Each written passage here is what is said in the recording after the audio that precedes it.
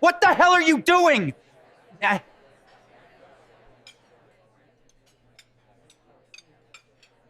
For a heartbeat, the entire kitchen of the lavish restaurant seemed to freeze. It wasn't just the bark of an arrogant manager, it was a threat dressed in a fake smile, a noose tightening around the fate of a young woman. Rosie, her hands trembling, forced herself to stay calm. She knew this wasn't only about her job. Her brother's life clung to every dollar she earned. That night marked the beginning of a terrifying secret, one that would entangle a weary waitress, a greedy manager, and a mysterious guest in a power game that could alter their destinies forever. A man worth $10 billion sat that evening in clothes bought from a thrift store. He occupied a quiet corner of the most luxurious restaurant he himself owned. It wasn't the food he had come for, nor the century-old wine. He was hunting for something money could never buy: sincerity. But in a world of forced smiles and calculated kindness, the search felt hopeless. He ordered a $500 steak, not for the taste, but as a silent test for the service staff. The young waitress who brought the dish seemed different. There was exhaustion in her eyes, but also a flicker of something real. As she set the plate down, her hand trembled slightly, leaving a neatly folded napkin in front of him. The man expected a phone number or a plea for money. Instead, when he opened it, 4 short words cut through him like a blade, threatening to shake the empire he had built. His name was Malcolm Blackwood, 42 years old, founder and chairman of Blackwood Holdings, a global empire stretching from luxury hotels to biotechnology. His fortune was a heavy armor woven from stocks and real estate impenetrable to the outside world. Yet that same weight had become his prison. From his office on the top floor of a Chicago skyscraper, Malcolm could rattle markets with a single call. He was a king in a kingdom of glass and steel, yet utterly alone. Everyone around him had been hand-selected secretaries, lawyers, public relations experts. They laughed at his empty jokes, nodded at his unfinished thoughts. He no longer saw the truth, only mirrors reflecting what they believed he wanted to see. Somewhere along the way, Malcolm had lost himself, the boy from a small Ohio town who once dreamed of becoming an architect. Tonight's strange masquerade was his way of clawing back a piece of reality. Every few months, he shed the billionaire mask and slipped into the skin of Mal, a man who could walk anywhere without anyone caring.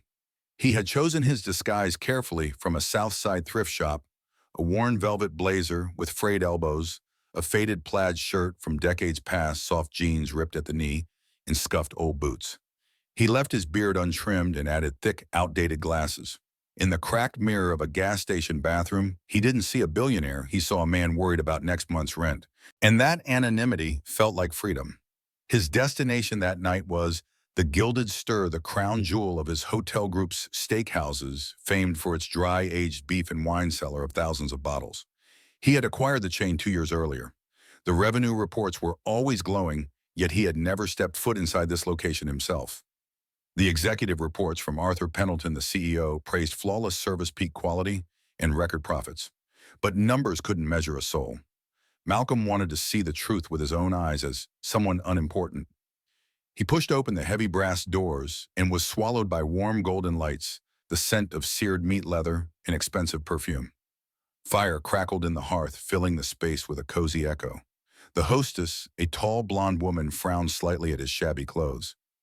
"Can I help you, sir?" Her tone carried the suspicion that he was lost. "A table for one," Malcolm rasped deliberately, dulling the authority in his voice. "Do you have a reservation?" "No. Is that a problem?" Her smile was forced as her eyes swept the grand dining room filled with men in tailor suits and couples in glittering gowns. "We're usually fully booked. Let me check." Her manicured fingers tapped the tablet screen slowly, a performance meant to remind him he didn't belong. After a pause, she looked up. "I can seat you at a small table by the kitchen door. That's all we have left."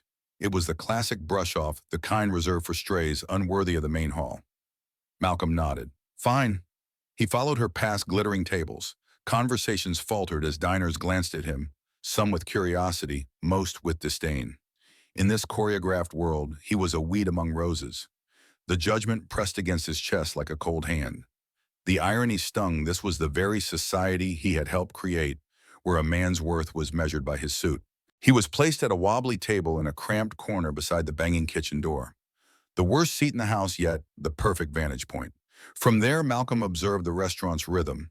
Waiters moved like predators, their smiles shifting with the size of wallets. The manager, Gregory Finch, a sleek-haired man in a slightly tight suit, hovered near the VIPs. Malcolm recognized him from his personnel files. Finch laughed loudly, shaking hands with what looked like a city councilman.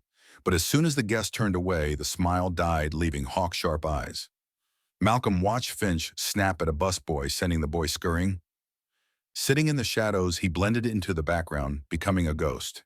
And from that shadow, he finally saw the invisible dance of money and status, the false smiles hiding contempt, the naked truth of the world he had built.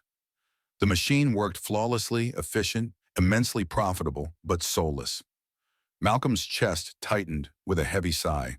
Was this all his empire amounted to, polished surfaces hollow within? He sat with a glass of lukewarm water for 10 long minutes before a waitress approached. From the first glance, he knew she was different. Unlike the polished staff cold as steel, she carried a softness, a fragility. She was young, barely in her 20s, with intelligent brown eyes shadowed by sorrow. Her chestnut hair was tied back in a simple ponytail. Her uniform was clean, but faded, the white apron worn thin. What struck Malcolm most were her trembling hands as she set down the breadbasket. The dark circles beneath her eyes betrayed sleepless nights. The polite smile couldn't conceal her exhaustion. "Good evening, sir," she said softly, her voice small but steady. "My name is Rosemary and I'll be serving you tonight. Would you like to start with a drink?" Malcolm glanced at her name tag. Rosemary, a gentle, old-fashioned name. Strangely, it fit her perfectly. Deliberately, he ordered the cheapest beer on the menu, curious to see her reaction. There was no flicker of disappointment in her eyes. She only nodded. "Of course I'll bring that right out." As she walked away, Malcolm noticed her shoes. The same black non-slip shoes all staff wore, but the soles were worn flat, the leather cracked near the toes. Shoes that had stood on a hard floor for countless hours. Shoes whose replacement was a luxury she couldn't afford. A tiny detail, yet more revealing than any of Arthur Pendleton's glossy reports. For the first time that night, Malcolm felt a spark of genuine curiosity. Rosemary Vance Rosie, as the few friends she had called her, moved like a ghost through the ordered chaos of the restaurant. Quick, polite, yet always keeping part of herself locked away. Each night, this place was a stage, and Rosie the actress forced to play the smiling, attentive waitress. But behind that mask, a storm of worry raged. Her younger brother Kevin, only 17, should have been thinking about college applications and his senior prom. Instead, his life revolved around doctor visits, pill schedules, and terrifying nights in the emergency room. Kevin was born with a rare genetic disease that slowly destroyed his lungs. Treatments existed only at experimental levels, with costs so staggering they crushed any hope. Their insurance had long been maxed out. Every paycheck Rosie earned, every tip slipped into her apron, disappeared into the bottomless pit of Kevin's medical bills. Working at the Gilded Stir paid more than any other restaurant in the city, but the job carried a brutal price. Gregory Finch, the slick manager in his tailored suit, was a predator disguised as a businessman. He had noticed a small mistake in the books last month, a simple error Rosie had made when she was too exhausted to enter an order correctly. It could have been fixed in seconds, but Finch turned it into evidence of theft. He pulled her into his office, voice low and predatory like a cat stalking its prey. "You skimmed money. I could fire you on the spot. I could make sure you never work at any decent restaurant in this city again." Then came his deal. Rosie had to pay back a so-called shortage of $5,000, a figure he had invented out of thin air. Her wages were docked, her tips monitored. In truth, she had become a prisoner bound by his invisible chains. Worse still, Finch forced her to help him doctor the real books, covering up massive embezzlement. Rosie had studied accounting for 2 years at community college before she was forced to drop out when Kevin fell ill. Finch knew that. He exploited her knowledge to legitimize fake invoices, phantom contracts, and enormous sums funneled into a shell company. Rosie understood that she was now an unwilling witness to a financial crime, trapped in fear, with no way out. That was why, when she saw the man in the worn velvet jacket being led to table 32, the worst seat Finch reserved for unworthy guests, her heart softened. She had seen the hostesses sneer the coldness of her colleagues. But Rosie couldn't treat him that way. Her mother had once told her a person's worth isn't measured by their wallet, but by their character. So she approached Malcolm with the same respect she gave the CEO at table 5. When he ordered the cheapest beer on the menu, she simply nodded without judgment. It was her quiet rebellion against the unspoken caste system of the restaurant. But when she returned to take his dinner order, her heart nearly stopped. The man behind those thick glasses looked at her calmly and said, "I'll have the emperor steak." Rosie almost dropped her order pad. The emperor steak was the symbol of extravagance. A 48-ounce porterhouse dry-aged for 90 days, served with truffle mushroom sauce and seared foie gras. Price $500. No one dressed in those faded clothes should have ordered it. Her eyes darted to his worn shoes, then back up to meet his steady gaze. There was no dreamy recklessness in his look, no foolish gamble. It was a silent challenge. Rosie's pulse quickened. Was this a prank by a food blogger? Or did he truly know what he had just ordered? She could have questioned him, embarrassed him, or nudged him towards something cheaper. But when she looked into his eyes again, she saw the calm confidence of a man certain of himself.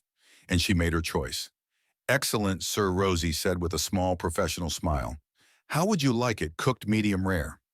Malcolm replied without hesitation, "And a glass of Cheval Blanc, 1998, to go with it." Rosie froze. Cheval Blanc, 1998, was a legendary vintage. A single bottle cost over $2,000. Just one glass was $300. A man sitting alone at the worst table in the restaurant was ordering a meal worth more than her month's rent. By Finch's rules, she was supposed to call him over to demand a credit card up front. But instinct and a strange sense of trust she couldn't explain made Rosie decide differently. She bowed slightly. "Right away, sir," then walked off, her heart pounding, feeling Finch's watchful eyes like a knife at her back. Her fingers trembled as she entered the order into the system. Immediately, the computer flagged the amount as too high and sent an alert straight to the manager's tablet. Rosie's chest tightened. She knew what was coming. Sure enough, Finch intercepted her at the wine counter. His voice was sharp, nearly spitting. "Vance, what the hell are you doing? Table 32 just ordered the Emperor steak and a glass of Cheval Blanc, 1998. Yes, Mr. Finch, I just rang it in. Are you insane?" His face flushed crimson. "Did you look at that guy? He looks like he crawled out of a homeless shelter. You didn't take a card first?" Rosie lowered her voice, clinging to her composure. "He didn't seem like he was joking, sir. I didn't want to insult him." "Insult him?" Finch let out a cruel laugh, dripping venom. "He insulted us by walking through that door. If he skips out, that $500 steak and $300 glass of wine come out of your paycheck. Every penny." He leaned closer, his breath tainted with stale coffee. "You're already on the edge with me. Don't make me push you over." The words sliced through Rosie's chest like ice. Finch was right. If the guest didn't pay, she would lose everything: her job, her brother's lifeline. But when she glanced back at table 32, she saw the man watching her. He hadn't heard Finch's threats, but he saw the tension, and he gave the smallest nod, slow, almost invisible, yet enough to send her a message: "I understand. I see you." The crushing loneliness inside her eased for the first time in months. Rosie drew a deep breath. "I understand, Mr. Finch," she said, her voice steadier than she expected. Finch glared another moment before storming off, muttering curses. Rosie exhaled shakily, then headed down to the wine cellar. She lifted the bottle of Cheval Blanc, 1998, as if it were sacred. Using a sommelier's clamp, she poured a perfect glass without fully removing the cork, ensuring not a drop of value was wasted. When she placed the glass on the table 32, her hands were steady at last. "Your Cheval Blanc, sir." Malcolm Blackwood raised the glass, swirling the ruby liquid. He didn't sip. Instead, he looked up, his eyes locking onto hers with a gaze that cut straight through. "Everything all right, Rosemary?" Your manager seemed a little tense. "It's nothing," Sir Rosie answered, her professional mask snapping back into place. "He's just very strict about keeping standards." Malcolm took a small sip of wine, closed his eyes, savoring it. When he opened them again, his gaze lingered on her. "I have a feeling," he said softly, his voice low, almost conspiratorial, "that your standards are higher than his." Rosie's breath caught in her throat. He had seen it. He could see straight through the lies, the fear, and the silent war she carried. Throughout the meal, an invisible thread formed between them. Malcolm ate slowly, each bite thoughtful, while listening as she spoke about the city. Not the shallow questions of a tourist, but deeper ones about the people, the neighborhoods, the hidden corners few ever asked about. He listened truly, and for the first time in years, Rosie felt like more than just a server. And then a wild thought flared inside her, half desperate, half hopeful. This man was different. He radiated strength without arrogance. He wasn't like Finch with his cheap intimidation tactics. No, this was deeper. He was someone who understood value beyond a price tag. Maybe, just maybe, he was the lifeline she and Kevin had been waiting for. It was reckless, insane. But with Finch grinning smugly across the room while bleeding his staff dry, Rosie knew she had no choice left. She had to take the risk. She had to send a message. The rush of the dinner shift swept her away, orders, piling in dishes, clattering, polite questions from guests. Her body moved on instinct, performing the familiar dance of service while her mind raced with her plan. At table 32, the man in the velvet jacket was finishing his coffee. Time was slipping away. Every time she passed, she felt his eyes on her, not probing, not awkward, but patient, expectant. It was the look of someone waiting for something. And Rosie knew her plan was both simple and dangerous. She couldn't speak to him. She couldn't whisper. Finch's reptilian eyes missed nothing. A whisper could be overheard. A direct conversation would be a death sentence for her career. A note was the only option. A silent cry for help. A shot in the dark. But what to write? Help me. Too weak. My boss is a fraud. Too petty, like the complaint of a bitter employee. No, it had to be something sharper, something that would ignite the curiosity of a man like him. A message bigger than herself. Rosie remembered the records Finch had forced her to reconcile, those invoices from Prime Organic Meats, a company she could never find in any legitimate business directory. The massive discrepancies. Finch's constant glances over his shoulder when handling them. She didn't know the whole truth, but she knew enough, and that secret was her only weapon. During her short break, Rosie slipped into the cramped, suffocating staff lounge, thick with the smell of stale coffee and despair. Her heart hammered. She grabbed a pristine white napkin from the stack and pulled the small pen she kept hidden in her apron. Hands trembling, she forced herself to breathe, to borrow the calm she had glimpsed in that stranger's eyes. The message had to be short, sharp, and compelling. It had to make him believe, to give him just enough to follow the trail. Her hand scrawled the words, shaky and uneven. They're watching you. A hook. Anyone reading it would have to wonder who and why. The next line, the kitchen is not safe. Vague but disturbing enough to plant doubt about the food he'd just been served. And then the cut that would land hardest, check Finch's office records. He's poisoning the supply chain. It wasn't a personal plea. It was a warning of something much larger. A statement of conspiracy, serious, professional. She didn't sign her name. The message had to remain a ghost whisper. Folding the napkin tightly, she slid it into her pocket. It felt like carrying a burning coal. The shift drew to a close. The man at table 32 had paid his bill in cash. The exact amount down to the penny, $867.53. No credit card, no name, just precision. A strange detail, like the man himself. And he was still there, waiting. As Rosie returned to clear the table, her pulse thundered in her ears. Finch was distracted at the hostess stand, his back turned. This was her chance. "Is there anything else you need tonight, sir?" she asked, her tone unnaturally calm. "No, Rosemary. Dinner was wonderful," but his eyes told a different story, focused, waiting. "I'm glad to hear that." With the grace of an experienced waitress, she collected the coffee cup and water glass. Her right hand lifted the empty sugar caddy, while her left hand, hidden behind her body, slipped the folded napkin onto the table, covering it instantly with the check tray. The move lasted less than a second. A desperate sleight of hand. The paper sat hidden beneath the tray. But then his voice cut through the noise, sharp as a knife. "Wait." Rosie froze. Blood turned to ice. Had he seen? Would he expose her, right here in front of everyone? Or was it some cruel joke? Dizzy, she turned slowly. Malcolm wasn't looking at her. He was staring at the empty space where the tray had been. He had seen her leave something and take it away again. He thought she had withdrawn it. Their eyes met. No anger, just a flicker of confusion, maybe disappointment. Rosie's stomach dropped. She had failed.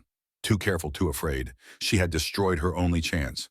The cursed napkin burned in her tray like a brand threatening to ruin her. She had to fix it. Summoning every shred of courage, Rosie turned back to table 32, her steps stiff, her heart hammering. Across the room, Finch's conversation faltered. His eyes began to shift toward her. Reaching the table, Rosie tilted the tray just enough for the folded napkin to slide out onto the glossy wood. She didn't look at Malcolm. She set the tray down over it again, leaving it this time.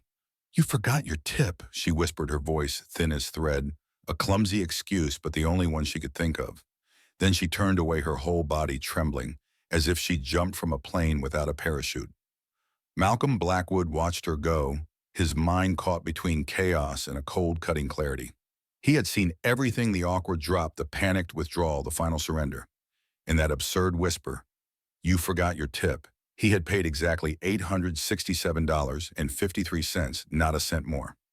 Clearly, the real tip was the napkin. Only when Rosie disappeared into the kitchen did Malcolm glance toward Finch. The manager was staring at his table, suspicion sharp in his eyes. The play was almost over. Calmly, Malcolm placed his hand on the tray, closing his fingers over the folded napkin. Then he stood slipped on his worn velvet jacket and gave Finch the barest nod, the nod of a customer who had no interest in trouble. And he walked straight out the door, without looking back. Outside, the damp Chicago night struck his face. Streetlights shimmered like watercolor stains. Car horns, the hum of tires, all faded away. His heart pounded harder than it had in years. In that moment, Malcolm wasn't the powerful billionaire Blackwood. He was simply a man standing on a dark street clutching a secret. Under the yellow glow of the lamp, he unfolded the napkin. The jagged handwriting flared into meaning. "They're watching you. The kitchen is not safe. Check Finch's office records. He's poisoning the supply chain." Malcolm read it once, then again. This wasn't a plea for pity, not a phone number. It was a declaration of war, poisoning the supply chain. The words landed like a fist. If true, this was a cancer rotting through Blackwood Holdings. If false, it was a dangerous game that could shatter his empire. What had begun as a simple test of honesty had ripped open something far darker. The waitress with worn-out shoes and weary eyes hadn't just served him dinner. She had handed him a conspiracy, a warning that could change the future of his company forever. He looked back at the glowing windows of the Gilded Stir. It was no longer just a restaurant. It was a crime scene. The night air smelled of exhaust and smoke, but it couldn't drown out the thoughts burning in his mind. The napkin in his hand seared like iron. His anonymous ritual had turned into a war of corporate espionage. The shock of it stirred something in him that had long been buried: the ruthless strategist, the decisive builder, the man who had forged an empire out of nothing. He walked along the crowded sidewalk, letting anonymity swallow him whole. In his head, one phrase echoed again and again: "They're watching you." But who? Finch? Or something larger? And those four words, poisoning the supply chain, chilled him to the bone. They suggested a systematic deception, something far beyond one greedy manager. It was a threat aimed at the very soul of the Blackwood brand. Malcolm slipped into a dim bar a few blocks away, the kind with cracked leather stools and faded wood. He ordered a whiskey neat and tucked himself into a shadowed corner. From his pocket, he pulled out a burner phone, simple, anonymous, programmed with only one number. He dialed. On the other end, a calm British voice answered. "Yes, Arthur, it's me." Arthur Pendleton, the longtime partner, Malcolm's right hand, the only man who knew about these anonymous excursions. "Malcolm, are you all right? You sound..." "I'm fine." Malcolm cut him off, voice firm. But something happened at the Chicago Steer branch, and it's nothing like the reports. He laid it all out: the disguise, the staff's disdain, Finch's arrogance. Then he described Rosemary, the young woman with exhausted eyes and stubborn courage. Finally, he read aloud the words from the napkin. Silence stretched on the line. Arthur was a man of data, not whispered warnings. "Poisoning the supply chain," he repeated slowly. "That's a serious accusation. It could just be slander from a disgruntled employee." Did this girl have a personal grievance with Finch? Not the usual kind. Arthur Malcolm's voice dropped low. I saw the fear in her eyes. Finch cornered her, threatened her. She was terrified, but she risked everything to pass me that message. People don't do that over petty grudges. I believe there's more. Arthur sighed. Instinct is not evidence, Malcolm. To accuse directly without data would be dangerous. Finch could even sue you. Malcolm clenched the napkin in his hand. I won't accuse, I'll investigate. Myself, Arthur, I need everything on Gregory Finch. Employment history, finances, social accounts, everything. But strictly off the books. No trace, no internal audit. Use the outside contractors we hire during hostile takeovers. I want to know who he really is before dawn. Done. Arthur replied, his tone shifting from doubt to action. And the ledger. She mentioned a ledger in his office. That's the key, Malcolm said darkly. I need to get it tonight before he suspects and destroys it. You can't be serious, Arthur shot back. Breaking into your own restaurant, too reckless. We can arrange a surprise audit, legal and authorized. We'd have rights to seize records. No, Arthur, Malcolm snapped. An official audit gives him time to cover his tracks. I saw his eyes when I left. He's suspicious already. A no-name customer orders a $1,000 meal and vanishes without leaving a tip. He'll connect the dots. By tomorrow, every trace will be gone. Surprise is the only weapon we have. I need that ledger tonight. Arthur exhaled heavily. This is exactly why your father used to worry about you. You have an empire, but you keep wanting to dive into the trenches. Malcolm closed his eyes for a moment. My father also taught me, never order a man to do something you wouldn't do yourself. And Arthur, who would ever suspect a man in a shabby jacket of being a corporate infiltrator? Silence hummed on the line as Arthur weighed the risks, the danger of one man's recklessness against the nightmare of a poison supply chain. At last, he said, resigned. All right, but you're not going in alone. I have a contact in Chicago, Ren, ex-MI6, specialist in covert entry and data extraction. The best. I'll have her meet you. Send me your location. Good. Malcolm nodded to himself. And Arthur, I need everything on Rosemary Vance too. If she's telling the truth, she's in danger. If she's lying, I need to know why. Understood. Ren will reach you within the hour. Arthur paused, his voice low. Be careful, Malcolm. I have a feeling this isn't ordinary. I know, Malcolm said, staring at the untouched whiskey glass. That's exactly what worries me. He ended the call, sent his location, and sat back. Waiting was the hardest part. The mournful bar music and scattered laughter blurred into background noise as his mind circled. He saw Rosie's face, the fear pressed down by Finch, the flicker of resolve beneath it. He had once held the fate of $100 million deals in his hands and never felt as unsettled as he did now for a girl he barely knew. 45 minutes later, the burner phone buzzed. A text lit the screen, back alley, black car, 2 minutes. Malcolm paid, slipped out the rear door, and stepped into a damp alley littered with trash and glowing with neon reflections. A sleek, black sedan glided up its engine, whispering. The rear door popped open. He got in. The driver didn't turn, only met his eyes in the rearview mirror. Angular face, cropped dark hair, eyes like ice. Arthur said you need a ghost, she said in a husky, steady voice. And ghosts are expensive. I can pay, Malcolm answered curtly. I figured.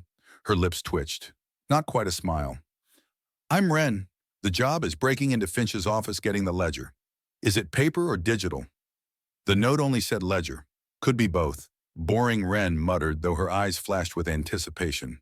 Restaurant closes at midnight. Staff clears out an hour later. Cleaning crew comes in at 4 a.m. That gives us a 3-hour window. Blackwood security system, state-of-the-art. Ironic, isn't it? Can you get past it? Malcolm asked. I could walk through the Pentagon with a paperclip and a stick of gum, Ren replied without bragging. Just fact, she went on. The real problem won't be the main system. It'll be Finch's office. I'd bet he has his own setup, extra keypad, maybe motion sensors, probably private cameras. A crooked man is always paranoid. What's the plan? Malcolm asked, adrenaline already surging. Simple. Ren shifted gears, the car gliding smoothly into the street. She pulled a duffel bag from the seat beside her. We're not breaking in. We're walking straight through the front door. Sparkle Clean Solutions. That's the janitorial company. Here's your uniform. From now on, you're my assistant. All you need to know is how to push a mop. The plan was bold and brilliant. They wouldn't force their way in, they'd blend in. A few blocks away, Arthur had already bent the cleaning schedule, adding 2 new workers to the night shift at the Gilded Stir. Fake employee records, social security numbers, everything airtight. Malcolm slipped into the gray coveralls, shedding his billionaire skin 1 layer at a time. Now he was Micah night janitor. Ren, dressed the same, handed him an ID card. Remember, she said, voice sharp as a blade. Move like you belong. No stopping, no staring. We're invisible. Once we're inside, I'll neutralize Finch's office security. You're just the lookout. One tap on the comms if anything feels off. Don't talk, just tap. Understood. Malcolm nodded, his mouth dry. On the way, his phone buzzed again. A text from Rosie's background file. She was 23 with no criminal record. She had studied accounting at City College, but dropped out when her younger brother Kevin was diagnosed with advanced cystic fibrosis. Annual medical bills, over $300,000. Insurance maxed out long ago. Debt crushing her. Mother deceased 3 years earlier. Father gone. She lived now in low-income housing, carrying her family on her back. Malcolm felt ice in his veins. Arthur's words cut into him like a knife. This girl wasn't lying. She was fighting for her brother's life one breath at a time. And somehow her fate and the fate of Blackwood Holdings was now in his hands. This wasn't a bitter employee. This was a young woman drowning. Her desperation wasn't for herself, it was for Kevin. Writing that note wasn't just brave, it was an act of pure selfless love. Finch wasn't just threatening her job, he was holding a gun to her brother's head. The stakes of the night had just become infinite. This was no longer about Malcolm's company. It was about justice for Rosie. The van with the sparkle-clean logo rolled up to the service entrance of the Gilded Stir. "Showtime, Wren," said, eyes scanning the shadows. "Try not to get us caught, billionaire." The back door of the restaurant had none of the glamour of the front, just the stench of rancid grease and bleach. Disguised in janitorial uniforms, Malcolm and Wren melted into the night crew. Malcolm played the role of lookout, pushing a mop bucket like a prop. Wren, calm as a professional assassin, looped the cheap security cameras, disabled the motion sensors, cracked the keypad in under 2 minutes. Finch's office opened before them, a shrine to ego. No ledger in sight. But behind dusty management books, Wren uncovered a safe. "There's a safe. Won't be a quick crack." "Anything on the walls?" Malcolm pressed. "Photos with the mayor, golf shots, Little League team picture." "The trophy does. It have a date, jersey number 2023, number 1. "Try that," Malcolm said. Beep, beep, click. The safe swung open. Inside, bundles of cash passports and a black leathered ledger. Wren snapped photos of every page with a pen camera and cloned the hidden hard drive from Finch's computer. Then she reset everything precisely, erasing their tracks. Together, they slipped back into the cleaning crew and vanished into the night. Back in Wren's car, the data streamed instantly to Arthur's secure servers. Analysts worked all night. By dawn, the results chilled. Malcolm Finch wasn't just skimming profits. He was a local link in a criminal network. Prime Organic Meats was a shell. The real supplier, Westland Meats, had been shut down by the Department of Health for severe contamination. Finch kept buying the tainted meat for pennies, serving it to elite diners, pocketing the margin for an underground syndicate. Rosie's note hadn't been metaphorical. He really was poisoning the supply chain. Just before sunrise, Arthur called back, voice heavy with rage. "Malcolm, we found videos in the encrypted drive. His insurance policy, short hidden clips filmed in Finch's office. Finch threatening Rosie, mentioning Kevin's illness, the fabricated debts, forcing her to falsify the books, believing fear would silence her forever. But he underestimated a human conscience." As Arthur spoke, a cold fury seeped through Malcolm's bones. The picture was clear now. Rosie wasn't disgruntled.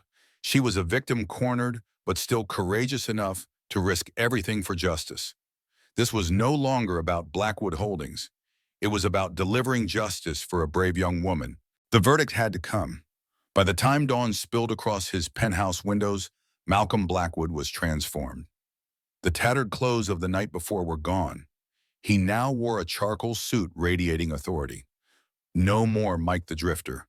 This was the chairman of Blackwood Holdings, the man who could make markets kneel with a single glance. Arthur Pendleton stood at his side. "The FBI and FDA are ready," Arthur said. "They're just waiting on your word."